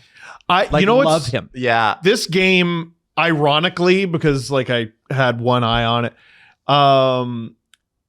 went completely differently from how I thought it was going to go, because 70 seconds in, the Flyers score. Yeah. And I was thinking, like, I make the LFR in my head 1,000 times over the course of a game, and they get scored on 70 seconds in, and Cowan was on the ice. And there's another one where I'm like, okay, so this team can't defend. And a big reason for why they can't defend is their forwards. Mm-hmm. And, you know, everyone loves the rookie and no one likes criticizing a rookie, but for some of these ugly plays, he's on the ice a lot. Yep. And he was on the ice again. And I was just like, you know, Blais looks good. He does. They're getting Lawton back. Nylander's going to come back. You don't need waivers. Just send him down. Get him some time and some confidence. And like, there are times where he looks good. It's not like he's overwhelmingly great. You know what I mean? Rube loves this. I was about to say, I think Adam said the important thing, that the coach is a fan. Yes. Yeah. So that's what I was thinking. And then the rest of the game happened, and he was very effective. It's not just the goal. Like, he was a very effective player. He was generating chances. He almost the PP. Yeah, he almost scored earlier. And goodness gracious, that power play needs some help. I'm not worried. And I'm not worried the either. Underlying But numbers of the power play, just I got some news there, by the way. It's pretty. They're pretty good. They are in line with last year, and last year they had a slow fall, and then they picked it up. So yeah. anyway, Can I just mention while you guys power play? Terry Koshan, do the thing, Bart. Easton Cowan is now on PP1. Matthew Nyes is on PP2. Ooh, Interesting. Huh? Yeah, Very interesting. And sorry, continue, gentlemen. I didn't want to interrupt, but I just thought that was interesting. Hey, that's Well, no, I was thinking to myself, like, maybe he's the guy who comes out, and then he, you know, the next 59 games of the game happens, and he looks good. Now, when you look at the Leafs roster today, and this is worth mentioning, in line rushes this morning, Bobby McMahon was left off.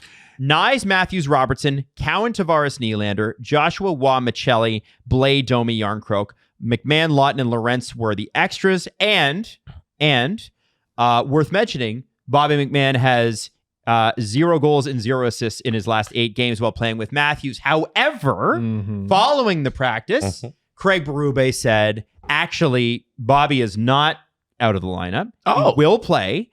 He said, we have some decisions to make. The easy play, I think, is take Yarncroke out for McMahon. Okay. So that would be a very intriguing fourth line of Blais, Domi, McMahon. I like Sammy Blais, by the way. I really like Sammy Blais. I fear he's the one coming out, and I really hope not, because I think oh my God, he looks exactly like the kind of player I've been asking all these guys to play like. Yarncroke's battled injury. It's not like he's been amazing since the very beginning of the season. I would have just left McMahon out of the lineup because he's been really cold. You could argue that as well. After his hot start, he's been cold, but he's been running around. He's looking good, but you can clearly see Craig Berube isn't happy with him entirely because he's not putting up any points and not doing enough to generate offense, because he played the least amount of any forward, I believe, on Saturday, like 11 minutes. You might just leave him. So I don't know. I think that'd be the call. But if McMahon's playing less than Sammy Blais, he's in a tough spot. Yeah, that sounds like a healthy scratch the next night. Do you think, Jesse, though, that they might be just saying, listen, we know he's better than this. We know the results will come. Let him work through it in the lineup. He is prone to stretches of not scoring, though. Yes, which is why he makes what he makes. So exactly. I don't want him to be Alberta Engvall, where he's incredibly fast player who can shoot but never scores. He's tough. Like, he gets in there. Yes. Like, he's evolved. He's evolved. I praised that Nick Robertson play when Nick Robertson got smashed in the boards and Bobby McMahon came over and defended him because that was the same game Carlo couldn't do it for his dollars. I think he deserves some kudos for that, and he always will for the next little bit. But he needs some offense. He can't go through these dry spells. That's why I'd take out Yarncroke. Interesting. For McMahon. Yeah. But if I had to put him in, like, is Lawrence just a healthy scratch? Like, I don't know if I love that either. I don't love that either, but that does happen. You have a glut of forwards, right? This is the thing, and like you're getting Lawton back. They have 5 full lines. Like, that's a legitimate Lawton, McMahon, Lawrence. That's not a terrible line.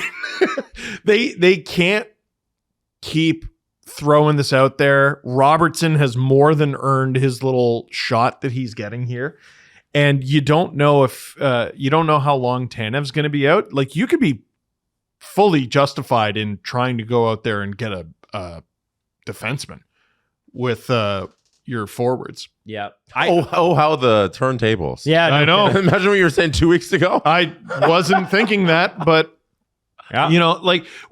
guys have picked up their socks. Robertson is better. Cowan is better. Michelli is better. Blay is. I mean, this guy, I almost forgot they had him. Mm-hmm. Lawton, I expect to be a big part of this team. I like McMahon and Lawrence. Like, I want to ask they, you about, they have too many guys. I want to ask you about Nick Robertson because he joined the Matthews line. I think it was 3 games ago versus Calgary, right? Was it Calgary? It was last week. I don't remember. I can't tell if it was Calgary or Buffalo. I think it was Calgary. Recently. And even though the game versus Columbus was an ass kicking, he had a goal and an assist. And then Philadelphia, a goal and an assist. And he was +1, by the way, versus Columbus, if you can believe that. That's funny. The fact that anybody was +1 versus Columbus is nuts. Yeah. Columbus the goaltending was so bad. Flush it. But there's a guy that has put up 4 points in 3 games, we'll say. Mm-hmm. Maybe it's 4 games, doesn't even matter. Next to Matthews. Do you now look at this and go, okay, let's give this another week and see where it goes? Because I think it's good for the Leafs to have another shooting option on the Matthews line, because it means that they got to cover the other guy too. And like, if you don't respect his shot, he will burn you. Like, I mean, his shot against Philly was unbelievable. Nyes just hands it off. Pew! Like, listen, yeah, he's a defensive liability. All right. Mm-hmm. So's Domi, and they had no problem putting him there. Michelli's fine. Mm-hmm.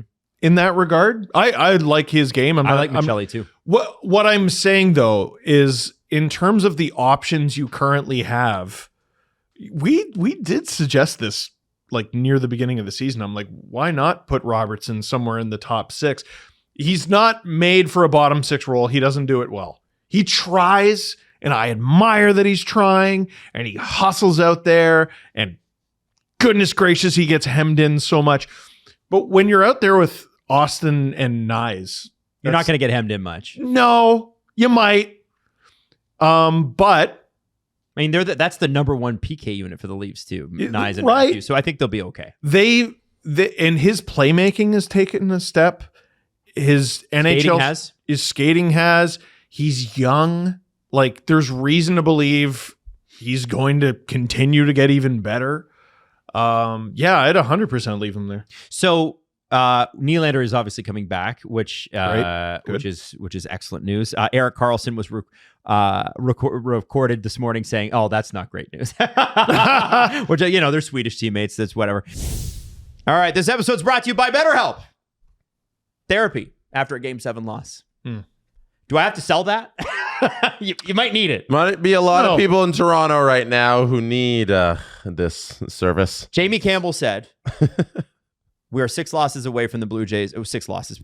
6 outs away from the Blue Jays doing something special. They got 4 outs into it. They had 2 outs to go.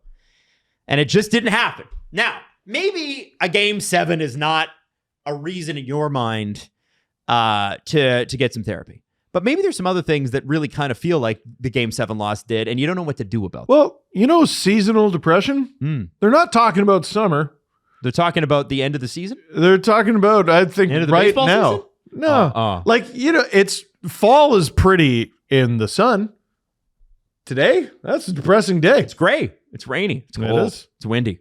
30,000 credentialed therapists with a wide range of specialties. I'm sure seasonal depression is in there. I don't know if you have to specialize in that. That's pretty honest. And listen, you can switch therapists easily at no extra cost. We want you to give this a shot. Visit BetterHelp.com/STP to get 10% off your first month today. That's BetterHelp, HELP.com/STP. I am looking forward to what this team looks like with Lawton on it and playing. Me too. And then the other thing about this roster that we should talk about too is that David Kampf left the Marlies this weekend to consider his future. Now, it's interesting because this morning on 32 Thoughts, Elliot Friedman made an interesting observation, and I thought you guys might want to know about this. Okay. So he said, I don't know exactly what was said or how it was communicated, but Kampf did leave players with the Marlies with the impression he was going to terminate his contract. Now, that would stun me. Friedman said later on that he believes that in floating that out there, you get the ability to know what other teams might pick you up. So if there was a mutual termination with David Kampf and the Leafs, then he would at least know from other teams sending up, because everybody sort of backdoors a little bit and go, okay, well, here's what we would pay you. Here's what we would want to get for you, right? Because the Leafs obviously have tried to trade him. Nobody wants the contract. So if he's going to give up basically $5 million, he's got to know that he's going to get that $5 million back over the next 2 to 3 seasons. And I think it's kind of interesting too that the Leafs don't look at him like he's a bad player. It's just he's a player whose salary doesn't fit. Well, and strategy. If his agent were to go out there and canvas, which they for sure have, would the Leafs even block you? No, the Leafs would have probably given them a low key, just go see if you can just go do it. Yeah. I mean, if they're looking for a trade, you can be pretty sure that the agent is the one out there canvassing. That's insane because he's given up this year's and next year's deal if $5 million terminates his contract. Yeah. $2.4 million he's making each season. So whatever prorated be that he makes on this year plus the 2.4 next year, right? If Jesse, that's a huge bet on yourself. Wow. Even if you were to sign a 3-year deal at 1.5, you're talking about that's a $500,000 lower AAV than you would over the next 2 years. And I look at in total dollars, I look at this and I go, okay, but you're David Kampf. Let's say you mutually terminate the deal. Yeah. You sign a 1-year contract for $1.5 million somewhere. Because I think that's you're burning $2.4 million. But with the cap going up and centers being needed, because here's the thing: if he's in the AHL, you know how the NHL is. Out of sight, out of mind. Nobody actually does their job. This is the problem. And also in an Olympic year. Yeah, exactly. What if he doesn't even make the Czech team? So go find an opportunity for yourself. Wow. And then July 1st, 2026, go make your money. Because a $2.5 million fourth line center is not crazy anymore.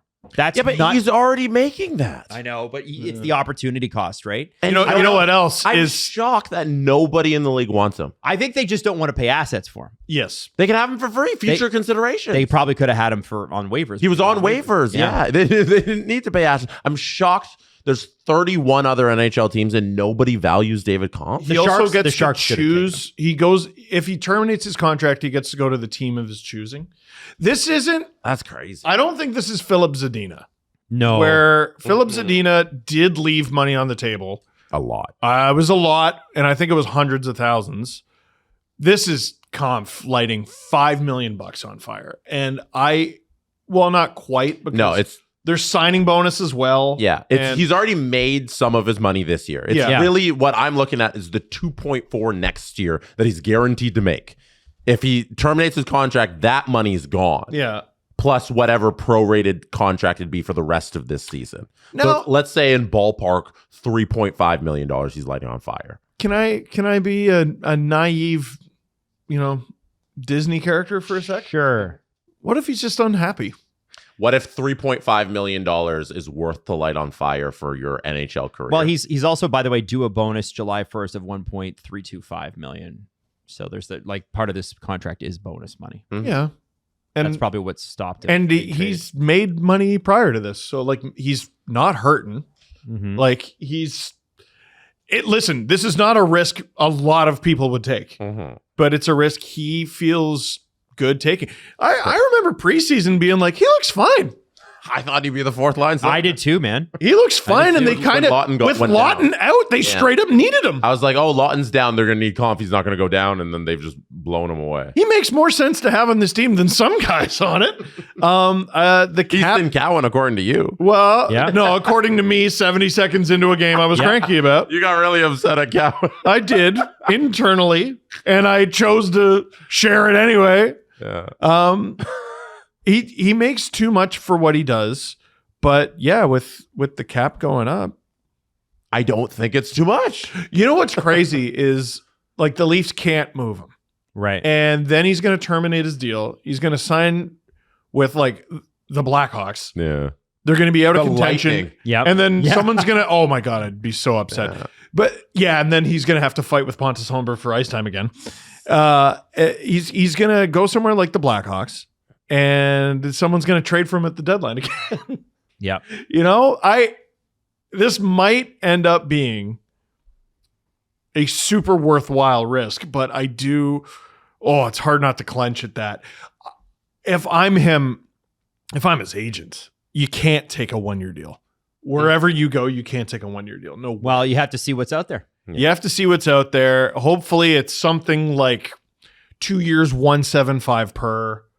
I think you want to take a 1-year deal in this instance, Steve. I really do. Wow. I think you do. I think you take that risk because you want to cash in this summer. You don't want to be held to 175. What if that doesn't come? Yeah, and someone falls ass first into your knee, like what happened to Doug Gilmour, and then you're just So done. you gotta be okay. Like that's the thing. You can't think that $2.4 million you're guaranteed to 12 make million next career season. earnings, by the way. It can't be there for you. Yeah. So if you guys were in a similar situation, like Steve, I said you can't do LFR unless you light $100,000 on fire. Oh my God. Like, are you doing? That's what he's doing because he cares about his job. Like, Adam, you're not allowed to be on the Steve Dangle podcast unless you light a year's salary on fire. Yeah. But if you do this for me, I might give you 200,000. But yeah. Not even. I might give you 125. Like, yeah, if you come back and you do it and you light it on fire, you have the ability to maybe make $1 million. You know, and it's like this is an insane situation for a person. look at Wade Redden, because this doesn't happen to a ton of guys, but Wade Redden, I want to say, made $5 million or six. I think it might have even been six. A year. Yeah, it was 6 a year. Highest paid defenseman in the league might have made 7.5. Yeah. And the Rangers sent him down to the Hartford Wolfpack. Yep. And that is where he remained. Now, for the rest of his life, he got to make that escrow free. So he got a raise. Yep. And that also started the rule, by the way, where if you sent a player down, part of their salary stayed on your books. Because when the Rangers sent him down, none of his salary and stayed on the books. So Kampf, if he were to terminate his deal, he's actually lighting more money on fire because he's making more with the Toronto Marlies than he would with the Leafs. But I don't know if Redden ever played an NHL game ever again. Let me find out. After that. And Redden was obviously much later in his career. St. Louis Blues and Boston Bruins. He played about 29 games. 23 1 year, 6 another. Right, but it wasn't until that contract was done. That's right, because he was with the Wolfpack and then the Connecticut Whale, which is the same franchise. The Connecticut Whale. Yeah. Forgot about them. Yeah. But it's the Luongo thing. My contract sucks. You want to play. That is a really, really difficult decision. Quite the decision. Now, I know God. we're running a little long here, so I want to get to these last few pieces very, very quickly, okay? Matthew Schaefer had 2 goals in a 3-2 victory against the Columbus Blue Jackets this weekend. Schaefer turned 18 September 5th, is the youngest NHL defenseman ever to record a multi-goal game. The guy that used to hold the record is some asshole you've never heard of named Bobby Orr. Wow. He was 18 years, 248 days, and I don't know what Schaefer's is, but it's crazy. He's got 5 goals and 5 assists in 12 games with New York. He basically didn't play last year. Yeah. And it was junior. Yeah. Yep. His last full season was as a 16-year-old, basically, 16 into 17 in the Ontario Hockey League, and he is immediately one of the most dominant defensemen in the NHL. That's crazy. The New Jersey Devils extended 35-year-old goalie who seemingly might be on a down year, who's prone to occasional down years, Jake Markstrom, to an extension. When did that happen? Happened over the weekend. Now you can't be faulted for missing it. 2 years, $12 million, so he'll make $6 million a year. So I completely missed that. The combined tandem of the two of them is $8.8 million. Jake Allen and Jake Markstrom. And I just want to mention that you got to remember, Jesse, Jake Allen signed for an internship with the Devils. Yeah, Jake 1.8. Markstrom half a decade. Is 3-2 this year with an .875 save percentage, which feels a lot like every 2 years Jake Markstrom play. 870. I mean, there's so many goalies who are doing significantly worse than that. Their goaltending tandem has a combined age of 70. They are both 35. That's incredible. What a great stat. I love that stat. That's so awesome. That's an old tandem. What a weird tandem. Like, just straight up weird Markstrom tandem Allen, that could be awesome. They're going to win the cup. They might. Yeah. They might. And Sheldon Keefe will fly back to Toronto and go, you see, I was right. No, that's when he turns into a devil. Back from the dead, motherfucker. Oh, a devil. That angel and devil. Ilya Samsonov has signed with Sochi of the KHL after 10 years in North American hockey. He was waiting for a potential NHL contract that never happened. It looks like it might be the end of Ilya Samsonov in the NHL. What a shame. Guy with, when he was on, excellent. He was on until he was not. And high ceiling, low floor. And then he did it again in Vegas. Yeah, he was looking. He was so hot to start his career in Vegas. You had no idea what goalie you were getting. That's right. No, and you can't run your business that way. No. You can't run your team not like smart. that. Josh Yohe who's a reporter for The Athletic for the Pittsburgh Penguins. In his age 38 season, it took Wayne Gretzky 62 games to score his 9th goal. In his age 38 season, Sidney Crosby required only 13 games to score his 9th goal. Better? Question mark? I'm not saying, I don't think that's what Josh is saying. There's something about Sid's longevity, though, isn't there? This is amazing. Him and Gino are just... If you're a good headline writer, you should write, is Crosby passing Gretzky? That's the headline or something. Crosby at this age. So he can play second to Mario Lemieux in the best NHL players of all time, but they all have to be from Pittsburgh. At this age, Crosby is miles better than Wayne Gretzky. Mm-hmm. Just at this age. So is Ovi. But context of what they did before that. He came into the NHL as a 38-year-old. I think Jason Spezza was probably better than Gretzky was at Jason Spezza's age. He also had 63 assists. Sports science, though, has come a long, long way from when Gretzky retired in 1999. So I feel there's a little bit of science to that too, but great. Totally. Amazing. Very impressive. For Crosby, you actually have to play the games and do it, and he did. And the Penguins are still just tearing it up, which is amazing. I'm going to leave it there. Anything else you guys wanted to hit? Penguins tonight. Yeah, I'm doing the stream tonight. What's happening on our YouTube channel? I'm doing the stream. My first time back with Hayden in a while feels a little like we're going to get into our routine now. So. Ask him about the hot start the Wild are off to after Kaprizov signed that. I just picked up Marcus Johansson because Artemi Panarin stinks so bad, and Marcus Johansson has 8 or 9 points already. Oh, I'm Mojo, give me that Kaprizov line. On a team that has been booty. Yes, but at least he's scoring. Yeah, I don't care. Valid. For as booty as the Wild have been, they are higher in the standings in the West than the Leafs are in the East. So who cares? The Leafs have been booty. First of all, they are. Yeah. I was just looking at the standing. It's disgusting. Why are we comparing them to the Leafs, Jesse? Oh, that's how it's always done. Oh, okay. That's Thank it's always you. about the Leafs. My Twitter mentions. I know, right? Hey, I have an observation about this team. Yeah, well, fuck the Leafs. All right, that's fair. So that's on the YouTube channel tonight. The podcast schedule changes this week with Easter Seals happening this week, and the Rachel's Raiders playing a little old tourney called the Eric Lindros Never heard of it. Classic in support of Easter Seals Ontario. Donate to that. The podcast is Monday, Tuesday, Thursday this week if you are looking out for it. We're looking up for it. So we'll see you tomorrow, guys.